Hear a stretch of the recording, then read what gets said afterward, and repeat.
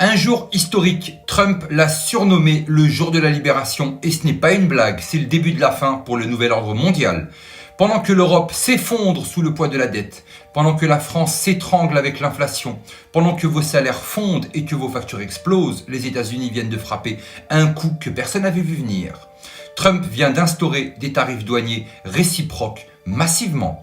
Et le monde entier tremble. Mais concrètement, qu'est-ce que ça change pour vous? Trump vient de dire assez, c'est assez. Fini les multinationales qui délocalisent pour vous revendre plus cher leurs produits made in Bangladesh.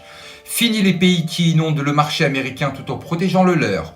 Fini la mondialisation à sens unique. Les États-Unis vont taxer les produits étrangers au même niveau que ces pays taxent les produits américains. Et là, c'est tout le système mondial qui s'effondre.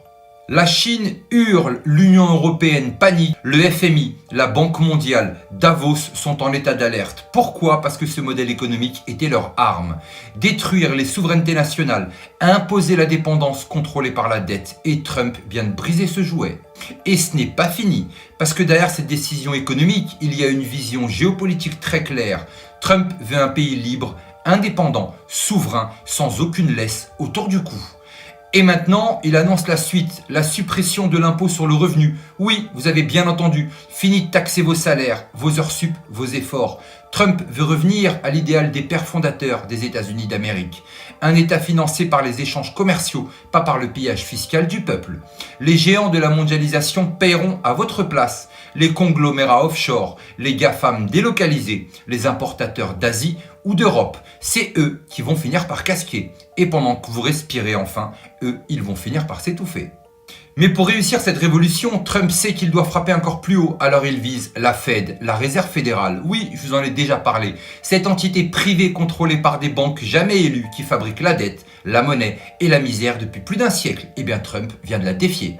Il veut une monnaie nationale, publique, contrôlée par l'État, pas par des dynasties financières. Vous comprenez maintenant pourquoi les médias, les lobbies, l'Union européenne et les valets de l'OTAN le détestent. Ce n'est pas Trump qui est une menace pour la démocratie, c'est Trump qui est une menace pour leur dictature. Le jour de la libération a commencé.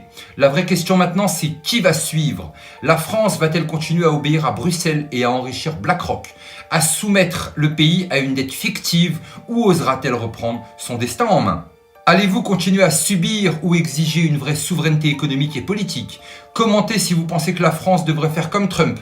Partagez cette vidéo si vous en avez marre de payer pendant que les autres encaissent et surtout, ouvrez les yeux, le monde d'avant est en train de tomber. Alors, avant de répéter ce que les médias vous crieront dans l'oreille pour essayer de défendre leurs intérêts, ce que les politiciens ou autres vous raconteront sans même comprendre le fond du problème, venez plutôt sur Babel TV écouter certaines vérités. Mais surtout n'oubliez pas, on n'est clairement pas au bout de nos surprises.